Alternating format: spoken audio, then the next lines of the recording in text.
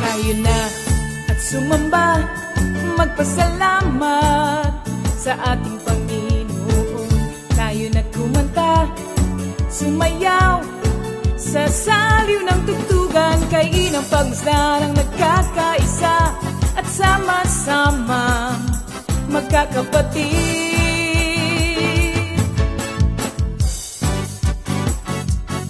Tayo na't sumamba, kumanta. Tayo na sumamba, sumayaw kay Jesus. Tayo na at sumamba, magpasalamat sa ating Panginoon. Tayo na't kumanta, sumayaw sa saliw ng tugtugan, kay inang pagmasdan ang nagkakaisa at sama-sama magkakapatid.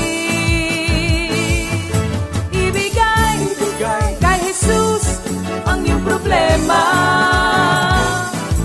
magdasal, maghintay, magtiwala. Sa oras ng pangangailangan, si Jesus ang katugunan. Si Jesus ang ating Panginoon, kailanman di kanya iiwan. Si Jesus ang ating Panginoon, kasama sa lahat ng oras. Papuri at pasasalamat tanging sa'yo, alay. Tanging sa'yo, alay.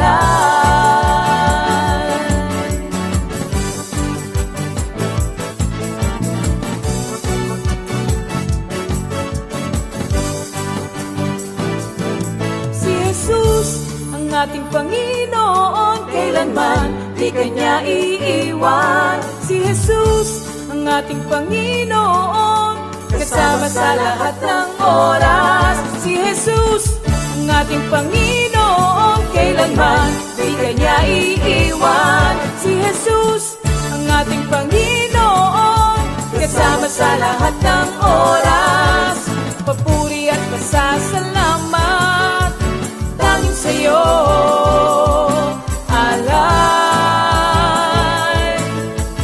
Tanging sa'yo, alay.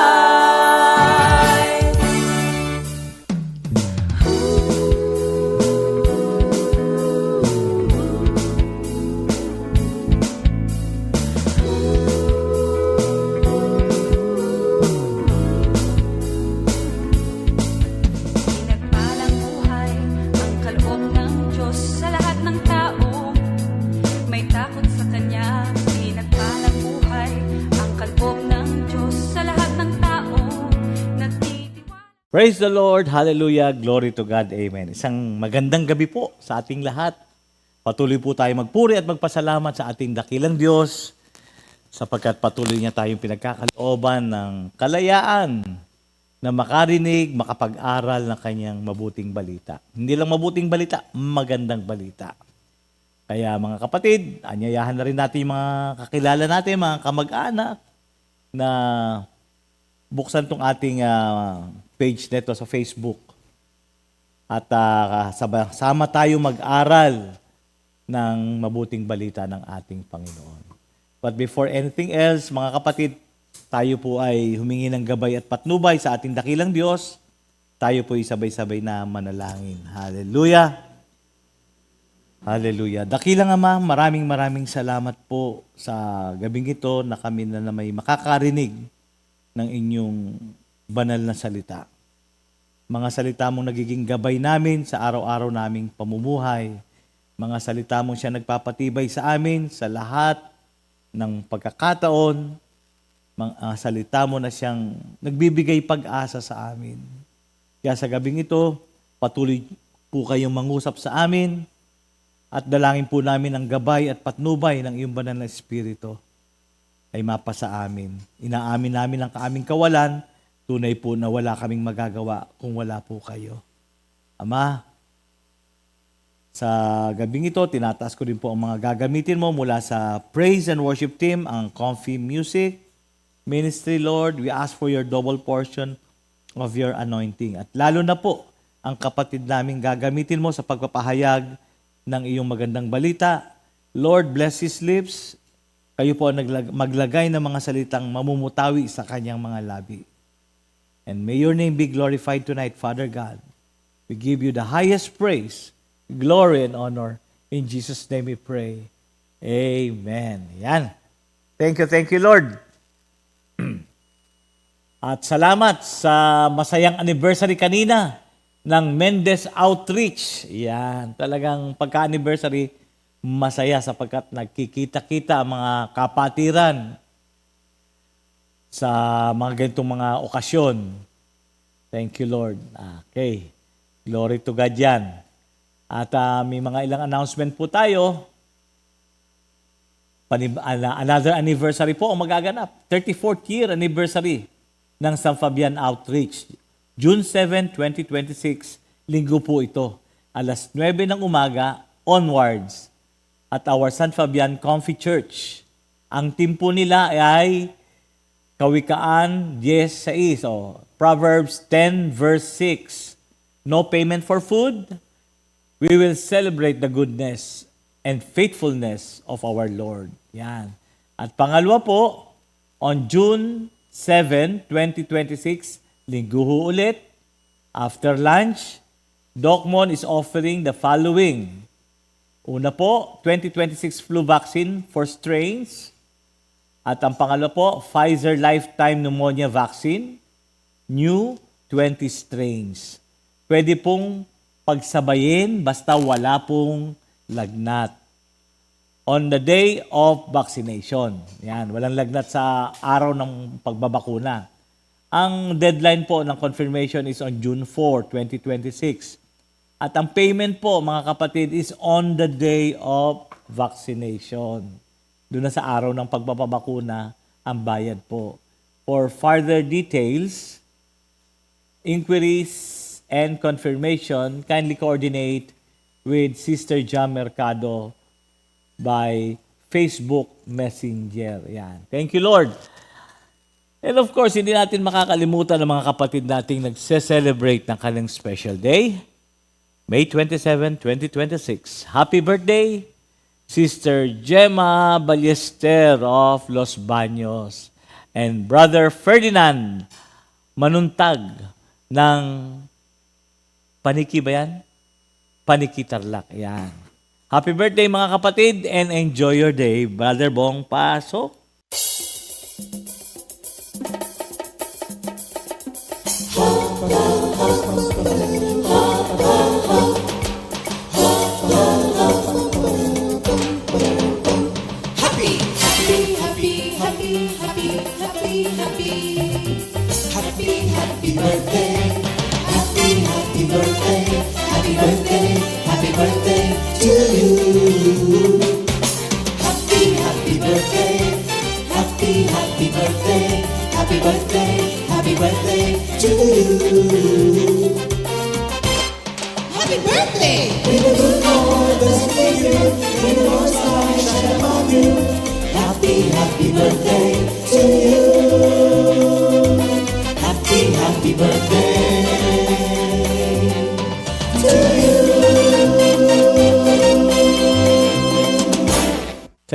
Thank you, Lord. Happy birthday, mga kapatid, and enjoy your day. Yan. Yan. Handa na po natin ang ating mga sarili. Medyo stretching. Sapagkat tayo'y muling tatalon, sasayaw, magpupuri sa ating dakilang Diyos. Yan. Thank you, Lord. So tonight, let's welcome the praise and worship team. Blessed day, brothers and sisters! Narito na naman tayo upang tayo ay magpuri at umawit at mag-aral ng salita ng Diyos. Hallelujah, hallelujah. Revelations 19:16, And Revelations 8, and let all Comfy family proclaim. He is the King of Kings, the Lord of Lords, the Alpha and the Omega, the beginning and the end, who is, who was, and is to come, Jesus! Brothers and sisters, what is your holy aspiration? To know Him more, to love Him more, and to serve Him more. And let our prayer be in Psalms 19:14. Let the words of my mouth and the meditation of my heart be acceptable in your sight, O Lord, my strength and my Redeemer. Let's clap our hands to God. Oh, hallelujah. Thank you, Jesus. Tayo ay umawit sa Panginoon. Tayo ay lumapit at magpuri lagi sa Kanya. Hallelujah, hallelujah.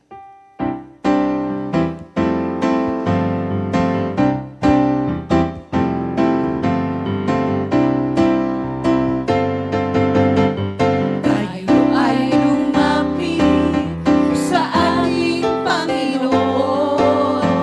Siya ay awitan, ating papurihan. Ang batong kulihan, natin kalakasan. Tayo ay lumapit kay Jesus. Tayo ay umawit. Tayo ay umawi at magpuri sa Kanya. Tayo'y sumamba at magbigay galang, magpasalamat at umawit sa Kanya. Tayo ay umawit kay Jesus. Kamangha-mangha ang iyong mga gawa, sa'yo'y bibigay ang dakilang parangal. Ihahayag ko ang iyong kabutihan, para sa'yo ang papuri, para sa'yo, O Jesus. Kamangha-mangha ang iyong mga gawa. Kamangha-mangha ang iyong mga gawa, sa'yo'y bibigay ang dakilang parangal. Ihahayag ko ang iyong kabutihan, para sa'yo ang papuri, para sa'yo, O Jesus. Hindi ako matatakot. Hindi ako matatakot, pagkat ikaw ang kasama ko. Dumaan man ang pagsubok, makakayanan ko. Alam kong ang lahat ng ito'y sa ikabubuti ko. Sa ating mga panalangin, si Jesus ang katugunan. Sa ating kahinaan, siya ang kalakasan, ang dahilan ng lahat ng ito. Mahal tayo ng Diyos. Mahal na mahal kita, Panginoon. Paulit-ulit kong sasabihin sa'yo, kumpleto na ang buhay ko, si Jesus ang nabubuhay dito. Pasasalamat ang alay ko sa'yo, para sa'yo ang awit kong ito. Mahal. Mahal na mahal kita, Panginoon. Oh, hallelujah. Paulit-ulit kong sasabihin sa'yo, kumpleto na ang buhay ko,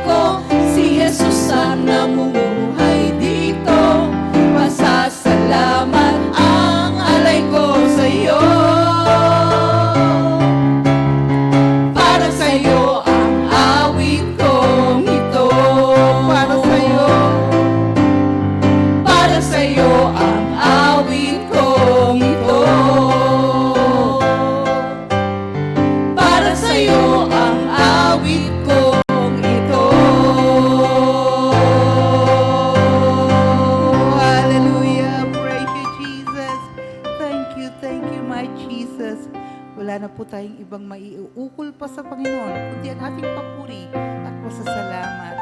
Hallelujah. At tandaan natin mga kapatid, huwag tayong makakalimot na tumawag sa ating Panginoon because God is always present and He is always there. Hallelujah. So awitin natin ito mga kapatid. Huwag kang makakalimot na tumawag kay Jesus. Huwag kang makakalimot na tumawag kay Jesus. Siya ay tawagin sa kanyang pangalan. Huwag kang makakalimot na tumawag kay Jesus. Siya ay tawagin sa kanyang pangalan. Minsan pa mga kapatid.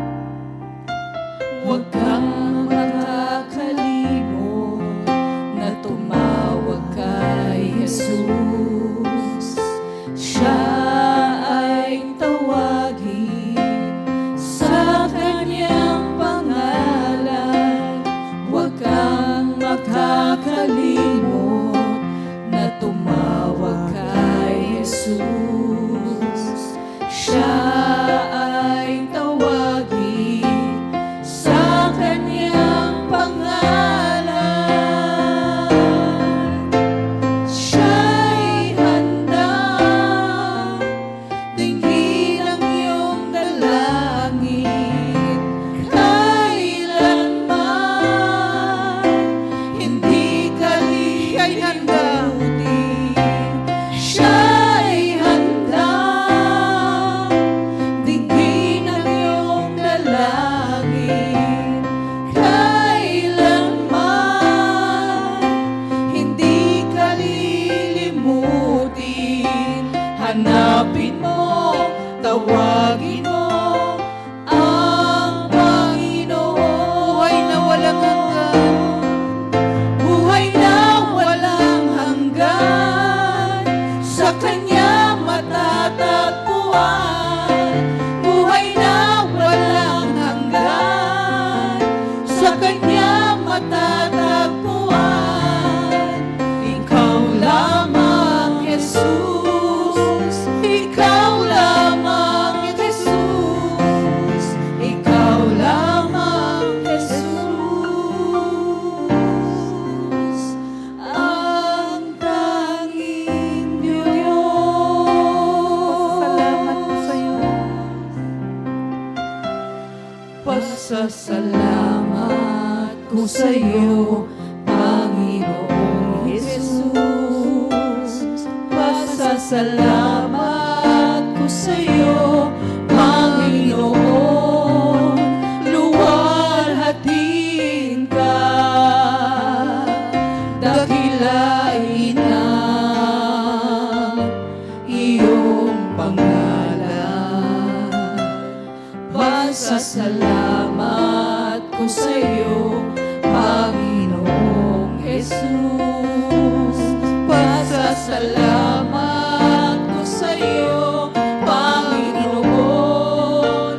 Luwalhatiin ka, dakilain ang iyong pangalan. Salamat sa iyo, Panginoon Jesucristo. Salamat sa iyo, salamat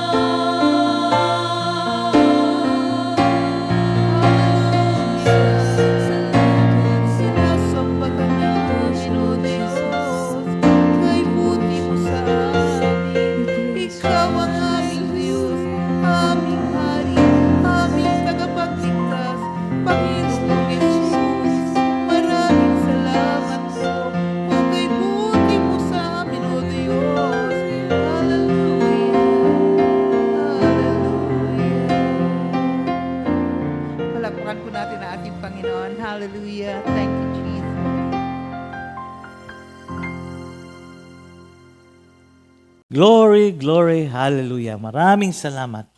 Puri ng Diyos. Thank you, Lord. Comfy Music Ministry, glory to God yan.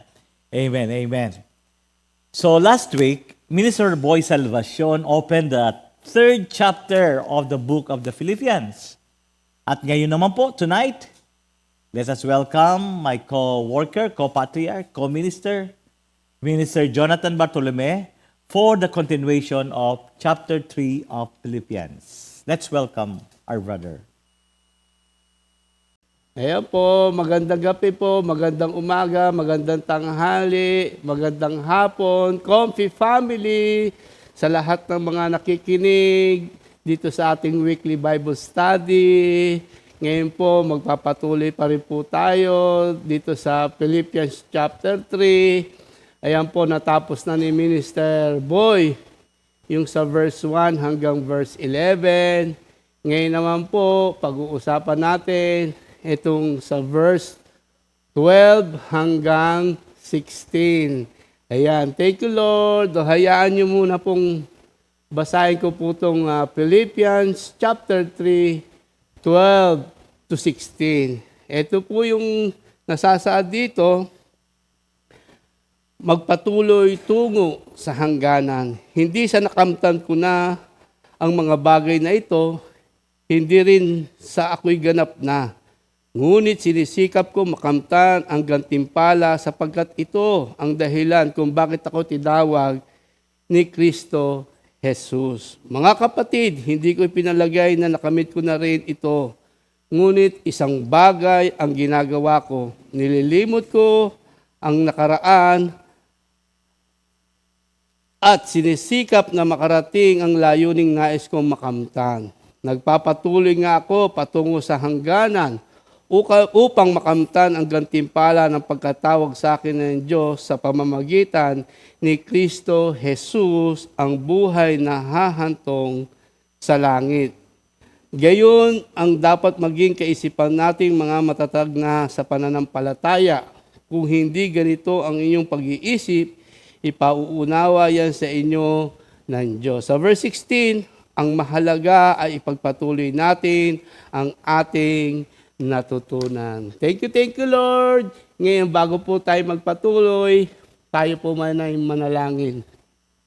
Lord, maraming salamat po. Opportunity po na makabahagi dito sa weekly Bible study. Wala akong magagawa. Wisdom, knowledge, understanding, experience.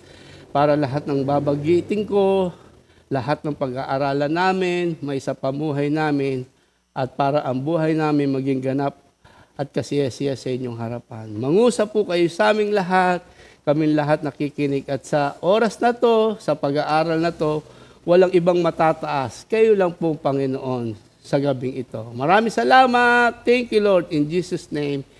Amen. Yan, thank you, Lord, na muli nakabalik na naman po dito sa weekly Bible study. Yan po, nung nakaraang linggo po, nakalaang Wednesday, na si Minister Boy ang nag-topic nung sa Philippians chapter 3, 1 to 11. Ngayon naman po, ipagpapatuloy po natin yung ating Bible study dito ko sa verse 12 hanggang 16. Thank you, Lord. Ngayon po, ito po yung aking nakuwang title, Continuing Towards Our Goal. Sabi dito, Continuing Towards Our Goal. Sabi dito, magpapatuloy sa hangganan hanggang makamtan ang ganap na kagustuhan ng ating Panginoon. Tinignan ko dito doon sa spiritual meaning ng continue. Sabi dito, is a deeply rooted in endurance. Yan. Faithful surrender and divine alignment. Kaya sabi dito, deeply rooted endurance, faithful surrender, and divine alignment. Ang sabi dito, nagpapatuloy, hindi natitinag, at sabi dito, pag tinignan natin, yung faithful surrender. Ang mga Kristiyano, hindi yan na basta-basta matatalog, hindi matitinag, bagkus tuloy na tuloy pa rin ang laban para makamtan ang ating mga pinakananais na magkaroon ng buhay na walang hanggan. Ngayon, nahati ko po ito sa 4 na bahagi dito po sa verse 12 po dito sa una. Ang gusto ipahatid po dito ni Pablo, yung sa verse 12, ito po yung recognition of imperfection. Recognition of imperfection. Sabi, hindi sa nakamtan ko na ang mga bagay na ito at hindi rin sa ako'y ganap na. Ang gusto ipaabot dito ni Pablo na sa Romans 3:23, sapagkat lahat ay nagkasala at walang sino mang nakabot sa kalwalhatian ng ating Panginoong Jesucristo. Kaya dito, sabi dito, walang perfect. Ayan, walang perfect. Awat grasya ng Diyos sa paningin ng Diyos, nagiging perfect tayo sa paningin ng Diyos, pero awat grasya pa rin ng ating Panginoong Jesucristo. Tandaan natin, lahat ay nagkasala. Walang pwedeng magbalaki. Sabi doon, lahat tayo ay nagkakasala. Sabi pa nga dito sa salita ng Diyos, sa James 3, verse 2, tayong lahat ay nagkakamali sa iba't ibang paraan. At ang sino mang hindi nagkakamali sa kanyang pananalita ay isang taong ganap at marunong magpigil sa sarili. Kaya sabi dito, kung sino mang hindi nagkakamali, siya ng ganap, walang nagkakamali, kaya wala pa rin ganap. Kaya pag tinignan natin dito, walang perfect. Yun ang gustong ipahatid ni Pablo, na pag tinignan natin dito, na yung kanyang kababaan loob, yung humility na sinasabi niya dito, hindi sa nakamtan ko na ang mga bagay na to at hindi sa ganap na siya. Ngunit pag tinignan natin dito, yung sinasabi niya dito na walang perfect, si Lord lang ang perfect. Bakit niya ba sinabi? Kasi, kaya niya sinabi, dahil maaaring matukso ang mga taga-Pilipos na isipin nila bilang maraming karanasan sa Panginoon, ganap at subok sa pagsunod sa ating Panginoong Jesucristo, at sa tingin nila nakarating na yung kanyang sukdulan ng layunin ng buhay bilang isang Kristiyano. Kaya parang sinasabi ng mga taga-Pilipos, sa tingin nila si Pablo ay ganap na. Kaya dito, pinapahatid niya at sinasabi niya, sabi niya dito, walang ganap, lahat nagkakasala. Kaya ipinapahatid niya, walang perfect kung hindi ang ating Panginoong Jesucristo lamang. Ang nais lang niya, maging Christ-likeness at magkaroon ng salvation na nagmumula sa ating Panginoong Jesucristo. Thank you, Lord. Yung pangalawa naman dito, sa verse 13b, sabi doon, forgetting the past. Forgetting the past. Ngunit isang bagay ang ginagawa ko, nililimot ko ang nakaraan at sinisikap na marating ang layuning nais makamtan. Kaya dito, pinapahatid dito, forgetting the past. Kung ano man yung mga past natin, kalimutan na natin. Mag-move on na tayo. Kasi sabi dito, yung past failure paralyze you with shame. Talagang pag tinignan natin, ipapahiya ka niyan. Talagang hindi ka makaka-move on. Hindi ka makakagalaw. Yung mga past failure, yung past na sin, yung mga nakaraan na nangyayari sa ating buhay. Anong sabi ni Pablo dito?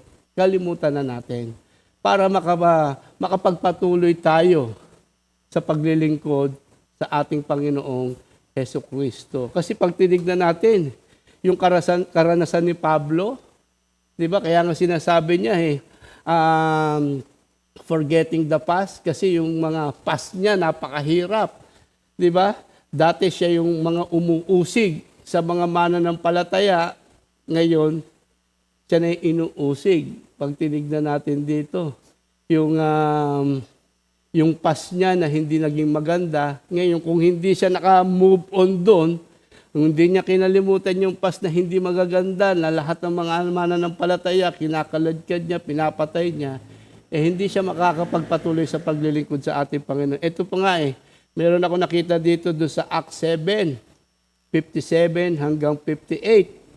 Tinakpan nila ang kanilang tenga at nagsigawan. Pagkatapos, sabay-sabay nilang sinugod si Esteban at kinaladkad palabas ng lungsod upang batuhin. Iniligay niya ng mga saksi ang kanilang mga balabal sa paanan ng isang binatang nangangalangan ng Saulo. Nangangalangan ng Saulo. Yung pangalan ni Saulo. Pag tinignan natin yung kanyang past failure niya, na pag tinignan, nakita niya kung paano kinaladkad si Esteban, paano pinatay, para pag tinignan mo kagagawan, isa siya sa mga kasama doon na kagagawa ng yun. Ngayon, yung mga failure na yun, kung hindi niya makakalimutan yun, hindi ka na makakamove on. Kaya nga sa atin, anong pinapahabot dito, kalimutan na rin natin yung mga past failure, move on na tayo. Pag tinignan ko po sa akin yung karanasan, kung hindi ko kakalimutan yung aking mga karanasan, hindi rin ako makakapaglingkod kay Lord. Mahirap maglingkod kay Lord kasi kung sa dami lang ng ginawang hindi tama, sa dami mga desisyon na hindi tama, pag tinignan natin dito, hindi ka makakamove on kay Lord. Hindi ka makakamove on at makakapagpatuloy sa gawain ng ating Panginoon. Isa rin ako na pag tinignan mo, napakaraming ginawang kasalanan na talagang sukdulan, na masasabi na kasalanan na hindi tamang pamumuhay, hindi tamang pag-uugali, hindi tamang ang makitungo sa bawat isa. Kaya thank you Lord at binago inunti-unti ng ating Panginoon para patuloy tayo makapag-move on. Kaya nga sabi niya dito, forgetting the past, kailangan kalimutan na natin at makamove on tayo. Kasi kailangan, wag na nating balik-balikan. At lagi natin tatandaan, doon sa Romans 8, verse 1, sabi dito, there is no condemnation. Wala nang condemnation. Kaya nga, hindi nahahatulang maparusahan ang mga taong nakipag-isa kay Kristo Jesus. Kaya pag tinignan mo yung mga past failure natin, tapos na yon. Kailangan mag-move on na tayo. Kailangan magkaroon tayo ng 2 Corinthians 5:17. Wala na ang dating pagkatao. Tayo ay binago na ng ating Panginoon para tayo ay makapagpatuloy sa paglilingkod sa ating Panginoong Hesukristo. Ngayon, pag tinignan natin dito, yung isa pa, sabi dito, yung past success naman, make you complacent. Sabi lang doon, kung ano man ang nangyari sa iyo, kalimutan mo na yung mga pangit. Paano yung may mga magagandang nangyari naman sa iyo? Kakalimutan mo pa rin. Kasi pag tinignan natin dito, pag hindi natin nakalimutan, lagi na lang tinitignan yung mga nagawa mo mabuti, yung achievement mo, tapos parang complacent ka na, parang okay ka na, parang pag tinignan mo, parang satisfied ka na, 'di ba? Hindi ka na lalago. Kaya nga sabi dito, kailangan tuloy-tuloy pa rin. Kung ikaw man naging maganda, naging successful, sabi doon, kailangan tuloy-tuloy pa rin. Lumago sa ating Panginoong Kristo. Kasi ang nangyayari, pag marami ka ng achievement, marami ka ng magawang maganda, di ba, parang pag tinignan mo, umihinto ka na doon. Kasi parang okay ka na. Hindi. Kailangan, kalimutan mo na yung mga magagandang nagawa mo, tapos tuloy-tuloy pa rin para maging maganda yung ating paglilingkod sa ating Panginoon. Kasi pag hindi, hanggang doon lang. Kaya pag tinignan niya, ako nga din thank you Lord, kasi mga unang panahon, parang sa tingin ko naman, marami akong nagagawa, lahat ng pinagagawa sa akin, nagagawa ko na. Pero pag tinignan mo, parang kontento ka na lang ba doon sa yung katulad ng mga task na binibigay sa akin, na magdadrive ako, bibili ako ng mga pyesa ng mga sasakyan, bibili ako ng pagkain natin sa Pampanga. Parang nung araw, parang okay na ako. Total, nagagampanan ko na naman, okay na. Pero pag tinignan mo, hindi eh. Parang kulang at kulang pa rin eh. Ang kailangan talaga yung yung makapag-preach ka at mahibahagi mo yung salita ng ating Panginoon. Na kailangan na tuloy-tuloy pa rin. Kahit maraming nagagawa, kailangan magpagamit pa rin sa ating Panginoon. Kaya thank you, Lord. Ngayon nga, ginagamit na ng ating Panginoon sa Mendez. Ayan, thank you, Lord. Ngayon, sabi dito, kasi pag hindi natin kinalimutan yung mga past failure, tapos yung mga hindi natin nakalimutan yung past success, na magiging complacent ka, sabi doon, hindi natin mararanasan yung gagawin ng ating Panginoong Kristo. Sabi nga dito sa Isaiah 43, verse 18, ito ang sabi niya, ilibing mo na sa limot at huwag nang alalahanin pa ang mga bagay na nangyari noong unang panahon. Masdan mo, ako ay gagawa ng isang bagong bagay. Kaya pag tinignan natin, kalimutan, yung mga nagawa nating mabubuti, kalimutan, dagdagan pa natin, mas lalo pa natin pag-igihan kasi napakaganda ng pangako ng Diyos na masdan mo, ako ay gagawa ng isang bagong bagay. Watch out! Talagang makikita natin dito na kikilos ang Diyos sa buhay natin kasi nakatuon na tayo sa ating Panginoon at kinalimutan na natin yung mga bagay na hindi nakalulugod at yung mga nangyari sa atin sa buhay natin na hindi na natin binabalik-balikan. Yung pangatlo, sabi dito, determination of pressing on. Magpatuloy pa rin, magpatuloy. Sabi doon sa 14, nagpapatuloy nga ako patungo sa hangganan upang makamtan ang gantimpala ng pagkatawag sa akin ng Diyos. Kaya pag tinignan natin dito, tuloy-tuloy lang. Ang analogy nga ni Paul dito, dapat katulad daw tayo na maging katulad ng mga runner. Tuloy-tuloy na tumatakbo at hindi napapagod at palagi nagpa-practice. Kaya pag tinignan natin, bilang isang Kristiyano, tuloy-tuloy lang. Kasi hanggang makamtan natin yung nais ng ating Panginoon sa ating buhay. Kaya sabi, analogy ni Paul, naging runner, mga runner. Sabi dito sa 1 Corinthians 9, sabi sa salita ng Diyos, sa 1 Corinthians 9:24, alam ninyo, ang mga kalahok sa paligsahan ay tumatakbong lahat, ngunit isa lamang ang nagkakamit ng gantimpala. Kaya't pagbutihan nyo ang pagtakbo upang makamtan ninyo ang gantimpala. Kaya sabi doon, pagbutihan natin. Paano natin mapagpapabutihan? Kalimutan yung mga nangyari noong unang panahon. Tapos yung past natin na magaganda, mas dagdagan pa natin para yung sinasabi dito upang matanggap natin yung gantimpala na nagmumula sa ating Panginoong Jesucristo. Kaya sabi doon, tuloy-tuloy lang ang takbo para yung gantimpala na matamasa natin. Yun naman yung ating mga pinakamimiti, mga Kristiyano, yung buhay na walang hanggan. Siyempre, sa pagtakbo, may mga challenge diyan, may mga parang lubak-lubak yan. Sabi nga dito sa 2 Corinthians chapter 4, 8-9, sabi dito, sa salita ng Diyos, kabi-kabilaan ang paghihirap sa amin.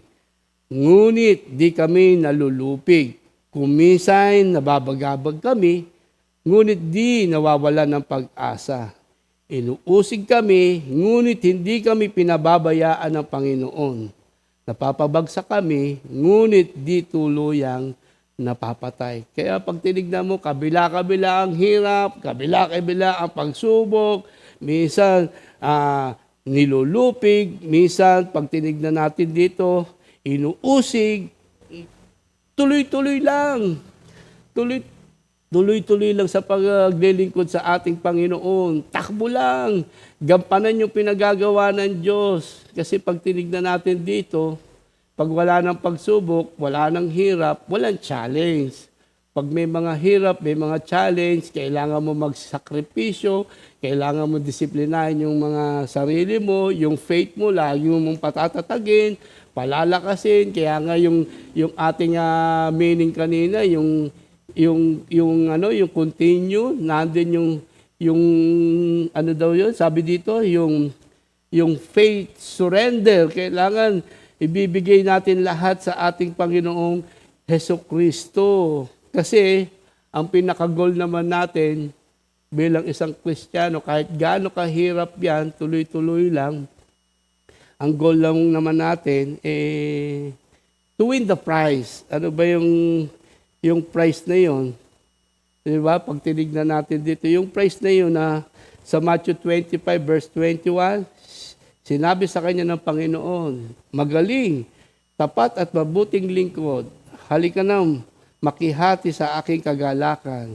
Naging tapat siya sa kaunting halaga, kaya gagawin kitang tagapagmana ng malaking halaga. Yun naman, matamasa natin na kailangan patuloy tayo. Yung goal natin na pagdating ng araw, sasabihin sa ng ating Panginoon, sasabihin sa atin, good and faithful servant. Di ba? Sabi pa dito, di ba? Sabi nung una kanina, kabila-kabila ang hindi tayo bibitawan. Ito pa isa sa Hebrews 12, chapter 1. Kaya nga, dahil napapaligiran tayo ng napakaraming saksi, talikuran na natin ang kasalanan at anumang balakid na pumipigil sa atin. Buong tiyaga tayong tumakbo sa paligsahan ating sinalihan. Kaya ang goal natin, tuloy-tuloy. Kaya sabi doon, napapaligiran tayo ng maraming saksi. Kailangan talikuran na natin yung mga kasalanan.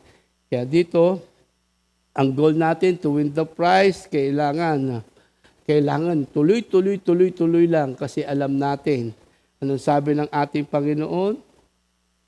Anong sabi niya dito sa may sabi doon, magpatuloy lang tayo. Bakit tayo magpapatuloy? Kasi laid hold of us for a purpose. Hinahawakan tayo para isa sa isang layunin. Kaya sabi dito, ang goal natin, makamtan natin, good and faithful servant. Kaya bakit hindi tayo bumibitaw? Anong motivation natin? Kasi alam natin, sasamahan tayo ng Diyos, ano man ang ating mga laban. Sabi dito, hinahawakan tayo para sa isang layunin. Laid hold of us for a purpose. May purpose ang ating Panginoon. Sabi nga doon sa ating kanta, di ba, doon sa Psalms 37 verse 24, siya man ay bumagsak, hindi siya mawawalay, dahil ang Panginoon ay hawak siya. Kaya ang goal natin, kahit kabila-kabila ang pagsubok, nandyan yung mga suliranin sa buhay, kailangan hindi tayo bibitiw. Kasi alam natin, lagi tayong hawak ng ating Panginoong Hesukristo. Thank you, Lord. At yung pang-apat na po, yung panghuli, kailangan maging growing in maturity. Kailangan, sabi dito, ang mahalaga ay ipagpatuloy natin ang ating natutunan. Growing in maturity. Kailangan lumalago tayo. Nagmamature tayo. Kailangan kung dating gatas ang ating iniinom, kailangan dadating din yung solid food na dapat nating kainin para lalo tayong tumatag sa ating pananampalataya sa ating Panginoong Hesukristo. Ang sabi dito, ang mahalaga ay ipagpatuloy natin ang ating natututunan. Paano daw tayo mag-grow? Paano daw tayo magmamature? Kailangan, sabi, yung mga natutunan natin. Sabi doon, narinig natin, pag tinignan natin, natutunan natin, nabasa natin, kailangan, ano sabi doon, kailangan ina-apply natin. Yan. Diba? Yun naman ang pagiging matured Christian na makikita mo nag-grow. Nakikita sa kanya yung pagbabago. Yung pagbabago na hindi na katulad ng dati na hindi tama ang pag-uugali, hindi tama ang asta, hindi tama ang pamumuhay. Pero thank you Lord ngayon na mayroong ugnayan kay Lord na dapat nag-grow, ano sabi dito, yung mga narinig, yung heard, yung mga nabasa, at kailangan mayroong application. May application. Kasi para makita na tayo ay nag-grow. Yung narinig nga natin, siyempre yung ating life verse, 2 Timothy 2:2. Take the teaching that you heard me proclaim in many witnesses and entrust them to reliable who will be able to teach others also. Kaya pag tinignan natin dito, yung mga tutunan natin, ibahagi naman natin para naman makapagturo sa iba. Kaya yun yung nagmamatured na ibinabahagi niya yung mga naririnig niya. Yan naman ang makikita natin na nag-grow tayo sa ating Panginoon kasi may mga concern na tayo sa bawat isa. Di ba? Pinapahalagahan na natin yung bawat isa. Pag tinignan mo nga, pag naupo ka sa saan mang upuan, sa kainan, sa paradahan ng sasakyan, di ba? Parang maupo ka sa lugar, di ba? Na isi-share natin yung ating mga naririnig, di ba? Ibinabahagi natin. Yun ang maganda doon. Nagkakaroon tayo ng concern, di ba? Ibig sabihin, nag-grow ka kasi noong unang panahon, ang buhay naman natin, wala namang pakialamanan eh. Pero ngayon, dahil naglilingkod tayo kay Lord, eto nga, nagmamature tayo. Ngayon, yung mga natutunan natin, ibinabahagi naman natin. At yung mga nakapabahagi naman, magtuturo naman sa iba. Kaya napakagandang pattern ng pagiging matured, yung naibabahagi at marami ang natututo. Hindi lang sa naririnig mo, yung mga nababasa mo pa. Di ba Joshua 1:8, dili-diliin natin araw at gabi, basahin ang aklat na ito upang maganap sa buhay natin. Di ba napakaganda? Para ano sabi doon? Pag tinignan natin diyon, dili-diliin mo araw at gabi ang aklat na ito. Di ba? Basa-basahin upang magtagumpay tayo sa lahat ng ating gagawin. Kaya yung mga nabasa natin na kailangan na i-apply natin sa buhay natin. 'Di ba? Kailangan na binubulay-bulay natin, pinag-aaralan natin ng husto. Tapos pag tinignan mo, thank you Lord nga eh. 'Di ba ngayon, pag may mga lesson, nagte-take note ka. 'Di ba? Pag may lesson, talagang nakikinig ka ng lubusan. 'Di ba? Tapos napakinggan mo na, dinodoble mo pa pagdating mo sa bahay, binabasa mo pa, minumuni-muni mo pa. Yan ang pinakamaganda na isang sinyalis na nagmamatured. Hindi ka na parang pass by lang na pagtapos sa fellowship, pag-uwi, okay na. Tapos sa susunod na uli. Pero ngayon, thank you Lord, na makita mo nagmamatured ka, yung napapag-aralan natin dito, yung nasulat natin dito, pag tinignan mo, pagdating sa bahay, binabasa uli. At pag tinignan natin dito, hindi lang dapat babasahin. Doon sa panghuli, put into practice. Kailangan yung narinig mo, nabasa mo, kailangan isasagawa mo. Hindi pwedeng hindi mo isagawa. Sabi dito sa Filipos 4:9, sa salita ng Diyos, isagawa ninyo ang lahat ng ninyong natutunan tinanggap, narinig, at nakita sa akin. Sa gayon, sasayo ang Diyos na nagbibigay ng kapayapaan. Kaya pag tinignan natin dito, mapapasa atin yung kapayapaan na makikita mo na maisagawa natin, maipamuhay natin. Kasi hindi pwedeng nag-grow ka na nagmamatured Christian ka. Hindi pwede na hindi mo napapamuhay. Kailangan makita sa buhay. Di ba? May pagbabago sa buhay. Di ba?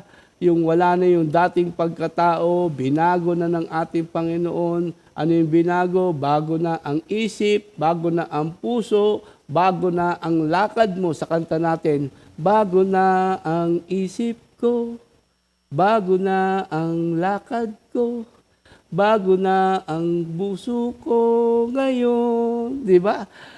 Kailangan bago na ang isip, bago na ang puso, bago na ang lakad. Kasi kailangan bilang isang Kristiyano, makita sa atin si Kristo.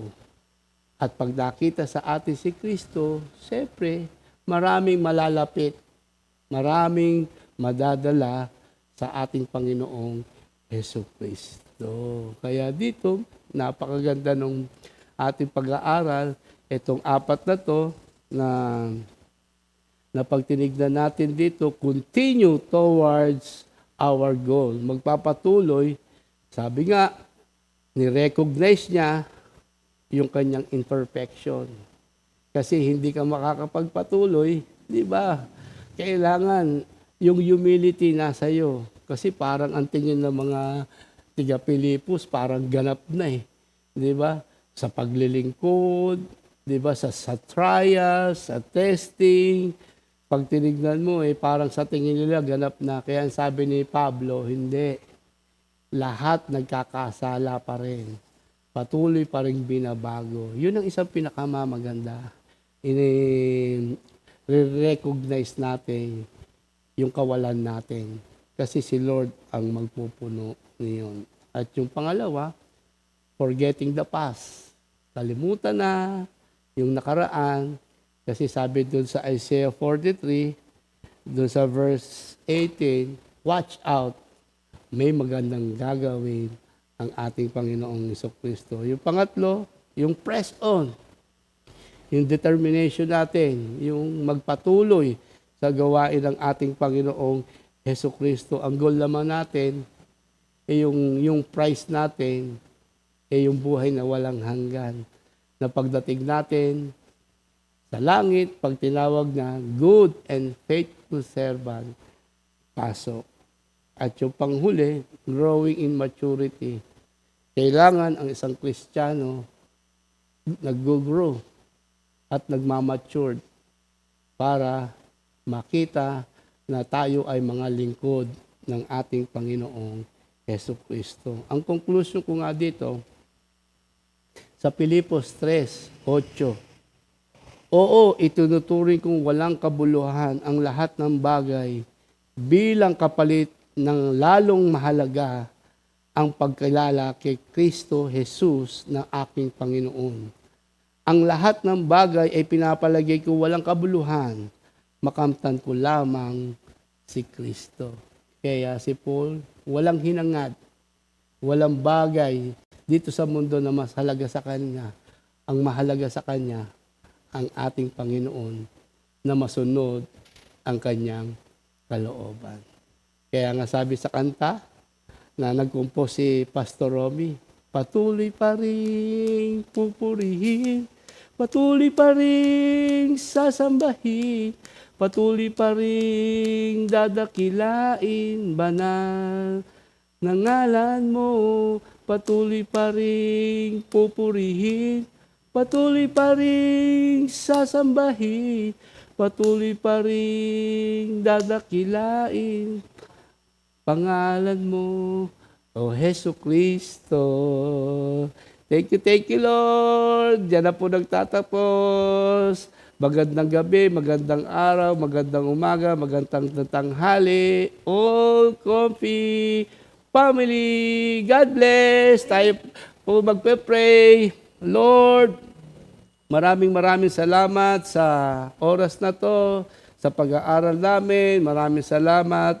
Ginamit niyo akong mouthpiece. Lord, alam ko, itong pag-aaral na to, sa amin lahat na may itinuturo kayo, Panginoon, na mapatuloy kami, continue, na magtuloy-tuloy na maglingkod sa inyo. At hindi kami susuko at magpapatuloy kami. Alam namin, hindi nasasayang ang aming paglilingkod kasi alam namin, pagdating ng panahon, meron kaming buhay na walang hanggan. May reward ang lahat na nagpapatuloy maglingkod sa ating Panginoong Kristo. Maraming salamat, napakabuti nyo. Thank you, Jesus. Thank you, Lord. In Jesus' name, God bless you. 2 Timothy 2:2. Hallelujah.